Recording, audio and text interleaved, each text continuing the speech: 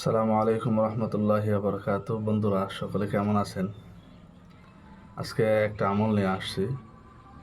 সেটা হচ্ছে আমাদের ছেলে মেয়েদের কোরআন শরীফ মুখস্থ শক্তি বৃদ্ধি করার রুকাইয়া। যে অনেকে আছে কোরআন পড়ে কিন্তু ভুলে যায়, মুখস্থ হচ্ছে না। এরকম দুর্বল ছেলে মেয়েদের জন্য এই রুকাইয়াটা অত্যন্ত জরুরি।